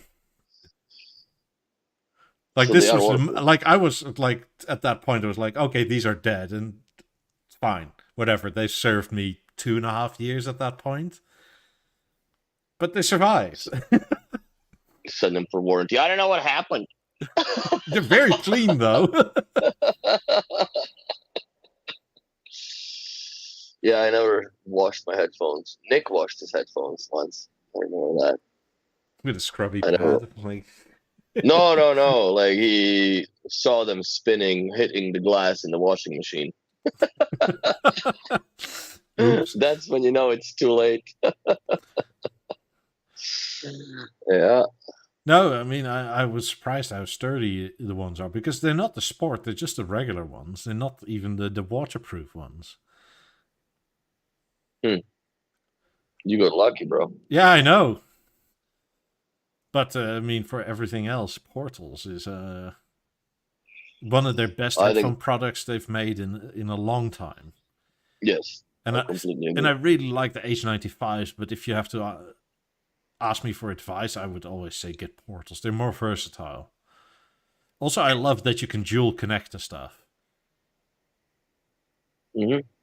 Like I can be connected to and my computer and my phone at the same time.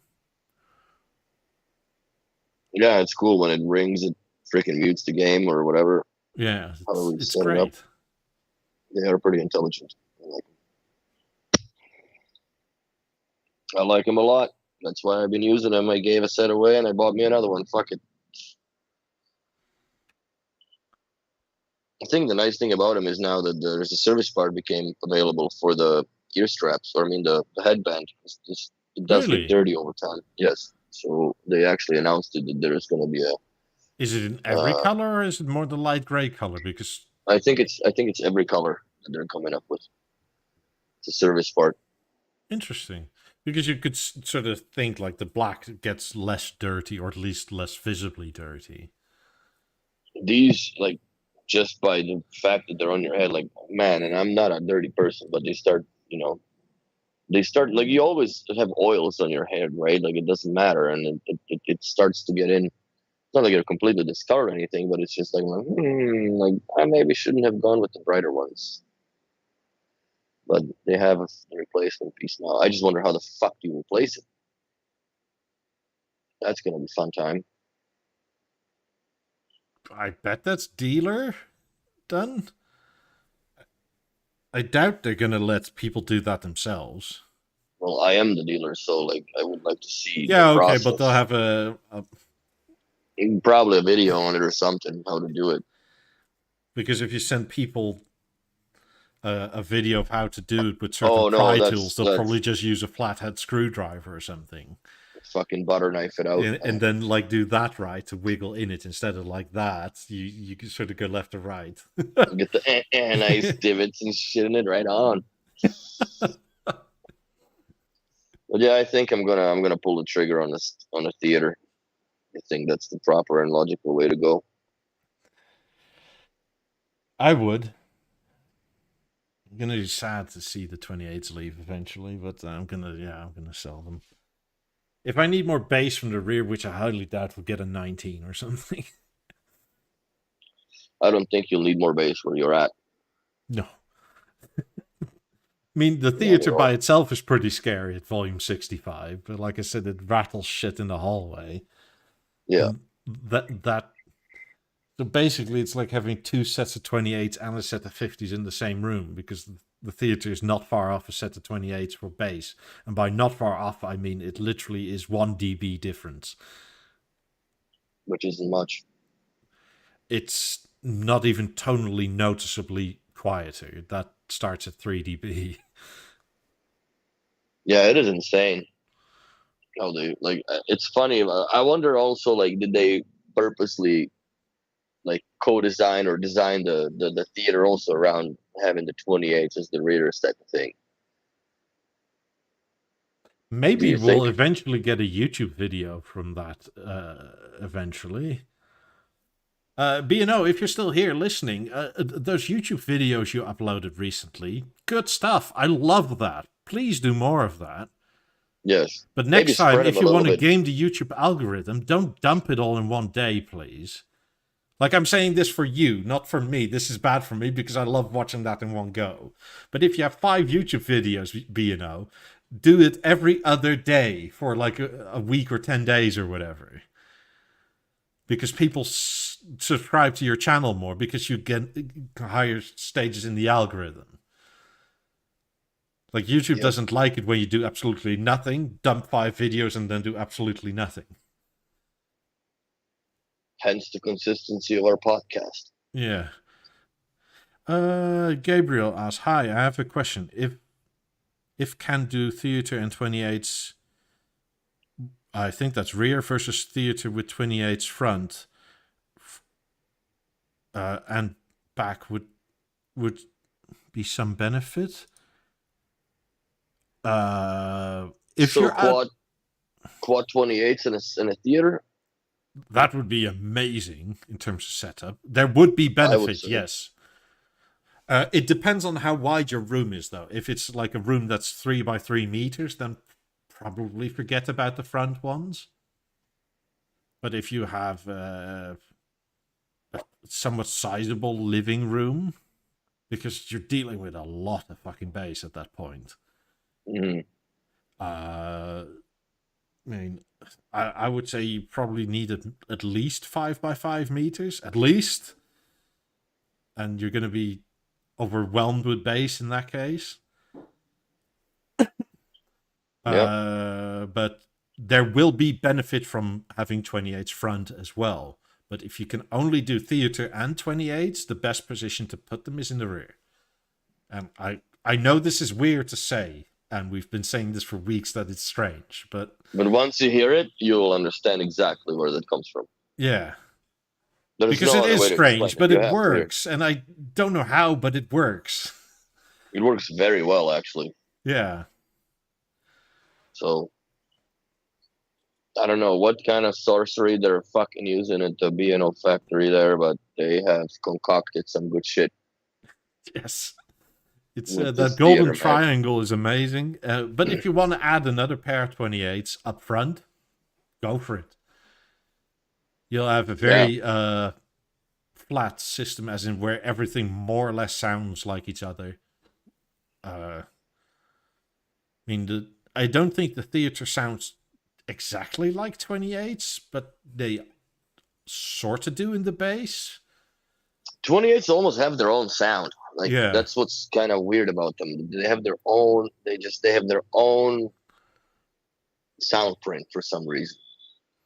That is very much well fit within the B&O, but There's that little nugget of salt on it on top that is just completely different flavor. Yeah, and you don't notice that when you have a theater or other 28s. But if No. you have 50s or 90s or potentially 17s with that, you sort of do a little bit. But Mm. you notice it more with bigger speakers. So yeah, there's that. But yeah, if you can go quad 28s, go for it. That'll be an amazing system for many, many years. Yeah. Only thing you got to worry about at that point is just switching panels over. Yeah, That's that'll about be it. the cheap bit to change anyway. Mm-hmm. Because currently, like a 65-inch C2 OLED is, I think, under $2,000 here. Fuck. I can actually look it up. That'll be the last thing. Look up. Last thing y'all see.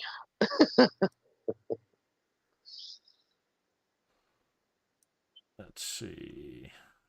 I would go with the Twitch question theater with 50s and 28s. No, I would go theater with 428s, man. Don't put 50s in it because you're gonna have the same problem that Mikey has with the fucking difference in sound signature of it. In my opinion. Shit. The LG G265 inch is €1,895. And Wow. the G2 is the more expensive one.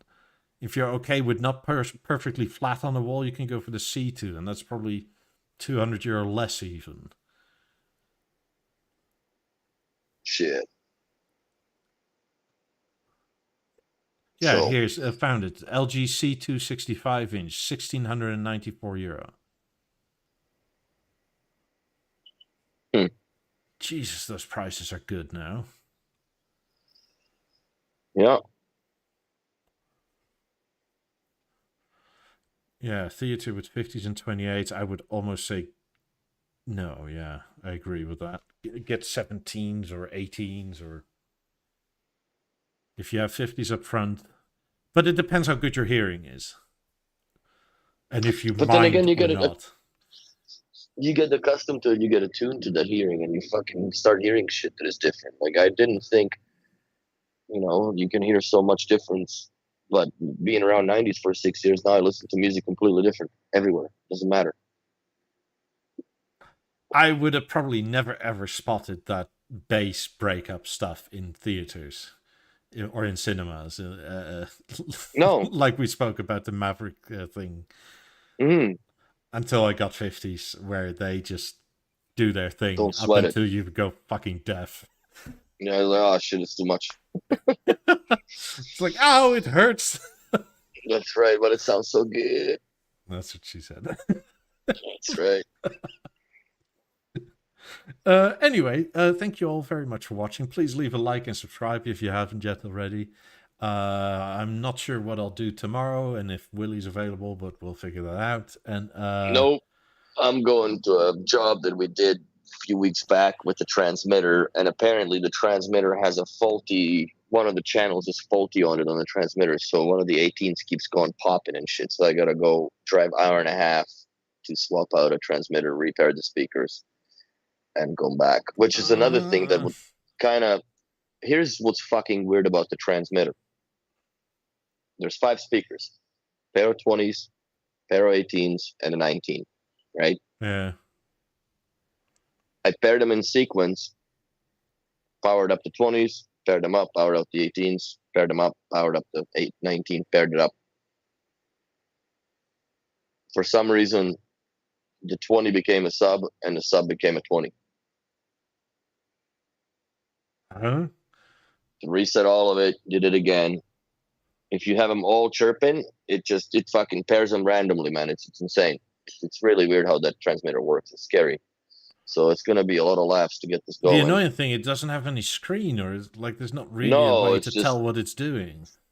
fucking 2 buttons, and there's a certain sequence you press them and it shows you what channel's what, but then for some reason this one wouldn't switch to the other socket for power link because This is a system that is, I hate those fucking things. It's a bastard system because it's a 20s and stuff. It was used to be a Avant 75 in there, but that panel died or the board died in it, right? So they just fuck it, and it's been like 7 months on repair, which is insane to me, COVID or not.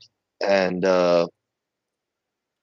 now it's being driven off a Yamaha amp, and there's a Sonos box in it and a whole bunch of shit. And so I had to make cables that basically PL to RCAs with the trigger. And my cables were fine, but the bloody thing just like the transmitter is fucked. So I have to go back, and we'll see. I don't think I'll be back before any of this nonsense Twitch will happen by 2 o'clock. I guarantee fucking to you that. Yeah, well, enjoy doing that. It sounds annoying. It's gonna be a lot of laughs. I'll run the outro now. Bye, everybody. Have a good week. Thanks for watching. Thanks you. Bye.